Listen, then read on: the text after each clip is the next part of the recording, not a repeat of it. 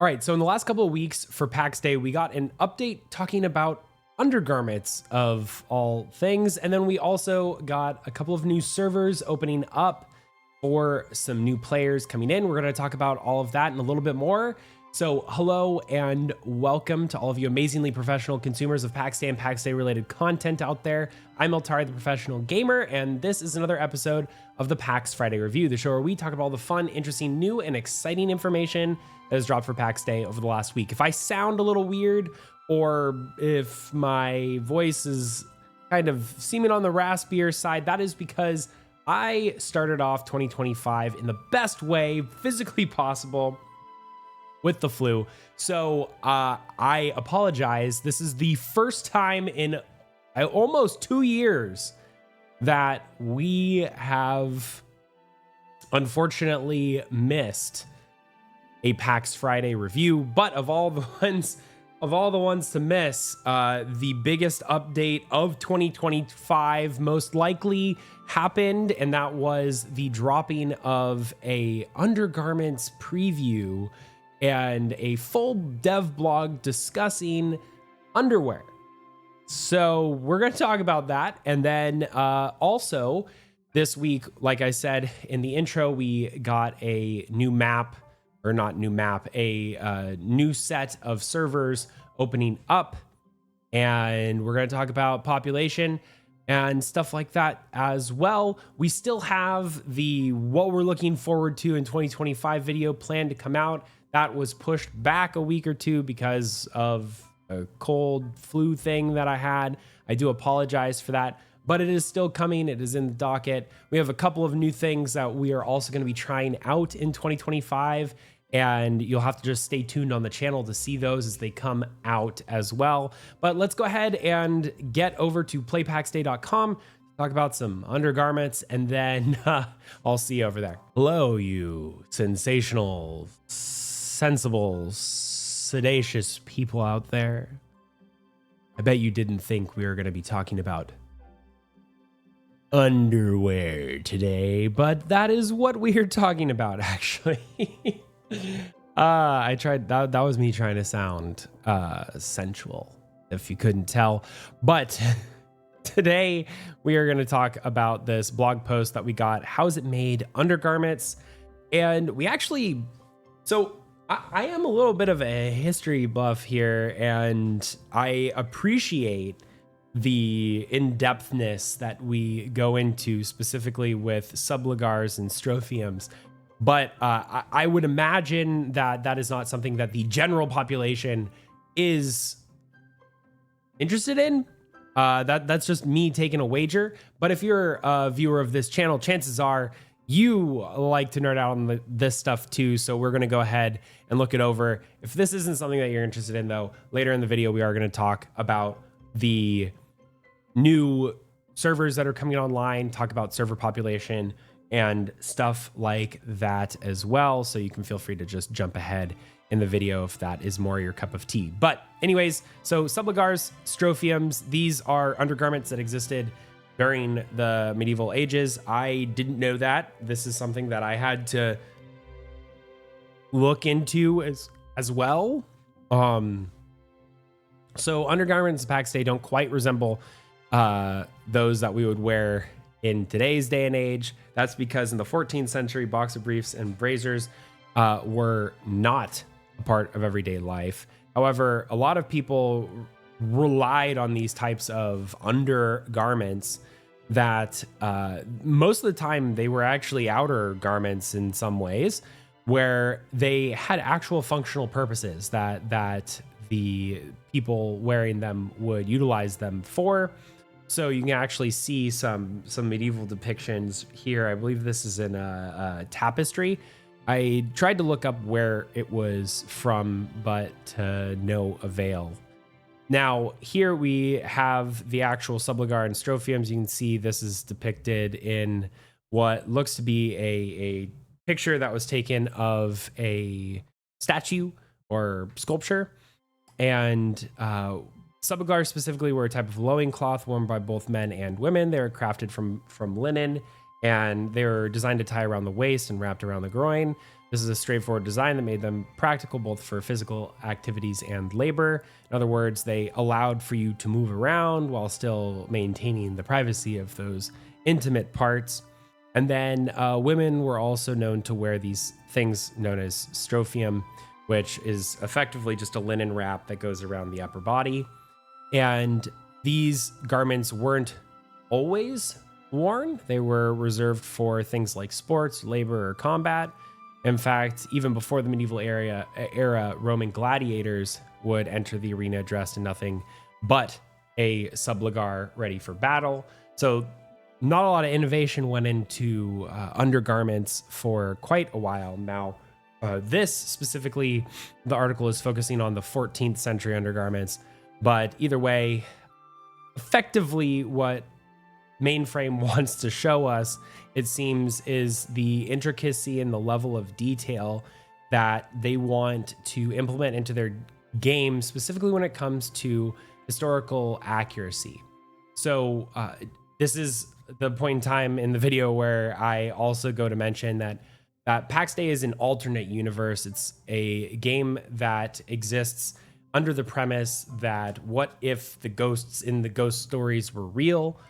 In other words, what if the folklore and all of that during the medieval times was actually not fake or make-believe, but something that was actually real? And they try and take these aspects of the historical nature of the game and tie it with the supernatural aspect of the world and as humanity saw it back in the 1300s effectively. So I do find it interesting that this is, I think, one of the first times that they've specifically put kind of a timeline for where Pax Dei is kind of based out of, that being the 14th century. The medieval ages is a time that really existed from the end, or what some would consider the end of the Roman Empire, which happened around 400 AD. And then some people consider it to go all the way past the 14th century in terms of the timeline for that. But obviously we have different eras that happened during the medieval ages, where you have like the Dark Ages, and then things have been segmented in many different ways, depending on how you look at it and what type of historian you ask.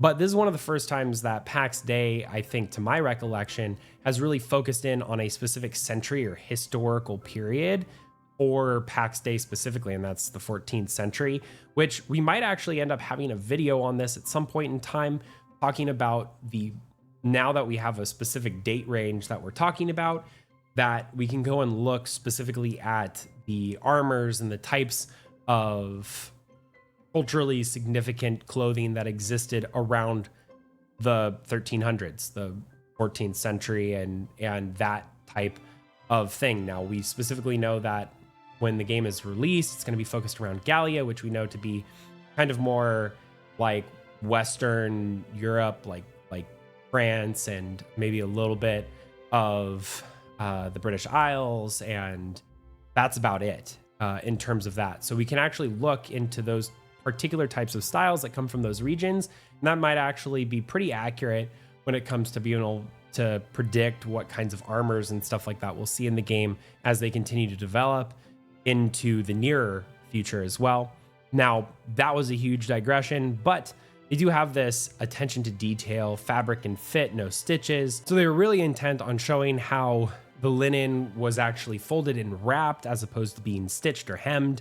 So that is kind of cool how they are taking even that level of attention to detail. Now, obviously, when they designed the undergarments with a focus on the functional nature, simplicity of the subligar and strophium allowed for these ease of movement, reflecting their use in labor combat scenarios. So that does mean I am justified to walk around in my cloth armor, or sorry, my subligar for PvP.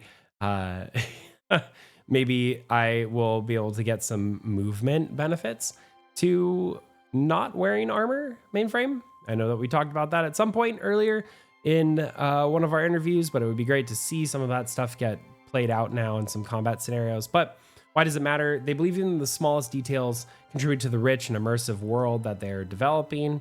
By including historically accurate garments, they add another level of authenticity to the experience. These aren't just cosmetic choices, they are a window into the daily lives of people that lived during the medieval times. So the next time you spot one of these things, just know that there was actual thought that was put into it. It's not just something flavorful that a random designer decided to put in because they wanted to feel a little bit more unique. This is actually based in historical context. So that is what we got for the first week of 2025. We didn't get an actual physical update from the devs for the second week of 2025, but we did get a new set of servers that were opening up. So I figured now would actually be a good time to go and talk about player populations, talk about the new servers that are opening up, what we expect for it, what I think everyone else should kind of set their expectations to, and all of that. So I will see you over at some charts. All right, so here we are on SteamDB. I could show you the new servers that opened up, but those you can find on the Discord, and they opened up as of, I believe, today. And I don't think we're going to see any impact when it comes to population, but I did want to take an opportunity to talk about population, take an opportunity to talk about why I think they are opening these servers up in the first place. Let's just talk about the giant elephant in the room. So this is our 6-month chart. Now, it is important to note that looking at SteamDB doesn't give us the full picture of Pax Dei's player population. That's not what we're looking at, but we are looking at the general trend. The reason why we can't look at SteamDB as the whole is because there is the Xsola side of Pax Dei, which is a standalone launcher. There are quite a number of people that are playing on those accounts as well. We don't have the exact numbers, and I don't expect Pax Dei or Mainframe to officially release those numbers, at least at any point in time, though if they did, that would be pretty cool. But we have the release of the game, which happened all the way back in June of 2024. That was about 6 months ago. And like we expected, we saw pretty much a standard decline all the way until the first week of November. November 4th, we saw the first update come out. This was the verse 1. It was the Proving Grounds update. There was a bunch of new features that were added. There was a wipe. All of that is nice and good. Now, the interesting thing here, if we look at the max time, so if we go all the way back to June, you do see those player numbers drop off. We were at around a peak of 11,000, and then it slowly declined until we had about 500 to 700-ish. Now, when we did get to that update, we saw a new peak. That was because there was some new stuff added for phase 1, and it looks like we actually have a relatively stable amount of players, which is, it's actually a significantly higher, almost double the amount of players, more than double the amount of players from the end of kind of the initial start to early access and then the first verse. Now, the one thing that is a little unfortunate is that we did get the marketplace update, which was around here in December, but we didn't really see any new spike. Now, that was because the content that was added wasn't really content. It did add marketplaces, but there was no value to gold. We are going to see the grace system being added, but it is really assuring for me to see that the player population has kind of stabilized. Now, granted, there's some new games that are going to be coming out in the next couple of weeks/months, and we are going to see this number probably decrease a little bit further until they add a new set of content specific. Like I said, the marketplace verse 2 wasn't necessarily a lot of content that was being added, but once we see more gear being added, more crafting levels being added, another wipe, We know that the gray system is going to be coming most likely before the end of January. There are some key inflection points that are going to see the population increase, but for now we have stabilized around 1,200 at least on Steam, and that's pretty much where we're at. So definitely not the best in terms of player population, not the worst either though.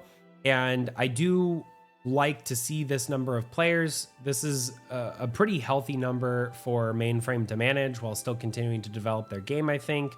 And it's allowing us to really get feedback out there. But one of the things that I really wanted to kind of just mention here is that I don't think we're going to see a really significant spike in players for at least a couple of months. And I wanted to say that, one, because I know that there's a lot of people who are getting frustrated with the amount of players that are online or what's going on, but that's just going to be how it is for the next couple of months. Game development does take time, and we have to get new features up and running, and that's what Mainframe is actively working on doing. It's just going to take some time. So we are going to talk about in one of our upcoming videos what we believe is going to be happening in 2025. I think 2025 is going to be the year for Pax Dei. It's going to be where we start seeing a lot of the gameplay systems that have only been talked about or mentioned start coming into the game, like knighthoods and stuff like that. So this is more of like a primer to, hey, the player population is kind of stagnant where it is. That's okay. This is what's coming. This is what's here to look forward to. And with some of the drama that's been happening with other MMOs, specifically Ashes of Creation, I wanted to just go on here and mention, like, you know, sometimes early access isn't for everyone. And if player population being low and you feel like there's not a lot to do, don't take it out on the community. Don't take it out on other people. Give constructive feedback. If anything, just know that if there's 1,271 players playing in the last 24 hours, that means every time you F8, your voice is being amplified right now. So give that feedback and let the devs know what you like, what you don't like. They are reading it, I guarantee it. And it's going to be a great year for what we're doing. And it's not an end game scenario here. We have had a couple of months of pretty flat kind of player stagnation in terms of, like, we're not decreasing in population, or at least only slightly, which is really, really good to see. It's this semblance that there is a core group of players who are still enjoying the game. That being said, if you are looking for a community of people to play with, I would highly recommend checking out my clan, the Golden Company, or hanging out around the Golden City, which is a part of Nix, which is the US East server for RP. And come and check us out. Come and check out the Golden City. If you're interested in applying to the Golden Company, please DM me, reach out. You're more than welcome to apply. We do have an extensive application process to make sure we're getting only the best of the best, but we are a community that brings other communities together. The Golden City in its current form, GC7, is an amalgamation of about 5 other clans, all having their own separate neighborhoods in the Golden City. And we do community events all of the time. We have people in and out of the city all the time. And it's a really good focal point for players to really base themselves out of. So if you're looking for a community of people to keep playing the game with while we're in this kind of stagnant area of development, then highly, highly, highly, I will recommend to you to come and check out the Golden City, come and check out the Golden Company if you're interested in applying and having that core group of gamers that are going to be here playing Pax Dei until the game comes out and beyond. We are that community. And I just wanted to take a little bit of an opportunity to do a little bit of a selfless plug, reach out to all of you, because we're here to make Pax Dei's community as great as we can, both on this channel and in game as well. So what better way to do that and ring in 2025, the year of Pax Dei, than with an invitation to all of you. That being said, that is all that we have to talk about for today. For all of you players who are going and checking out the new servers, just note that I don't think there's many new players coming in just yet. Those servers are going to be relatively open and free in terms of where plots are available and all of that, but also do understand that there's probably going to be even lower populations of players hanging out around those areas. So take it with a grain of salt. It's not going to be a huge influx of new players, at least not yet. We do have GeForce Now coming out in January. And we also have the Epic Game Store releasing Pax Day too. We will probably see a slight increase in players playing from those respectively, but we're not going to see anything big, at least for a strong period of time here in the winter months. Let me know down in the comments what you're looking for in 2025. Like I said, we do have a video coming out later, probably next week, hopefully, but if not, within the next 2 weeks, talking about everything that we are excited for to come in Pax Day in 2025. That is a video you do not want to miss. We have a lot of fun stuff planned for the channel this month and year. So if you haven't done so already, don't forget to hit that like button. Helps our videos out. Subscribe so you can get notified whenever we come out with new Pax Day or Pax Day related content, and share with any of your friends who are interested in learning more or staying up to date with Pax Day. I hope you all have a great rest of your days, and I will see you in the next one.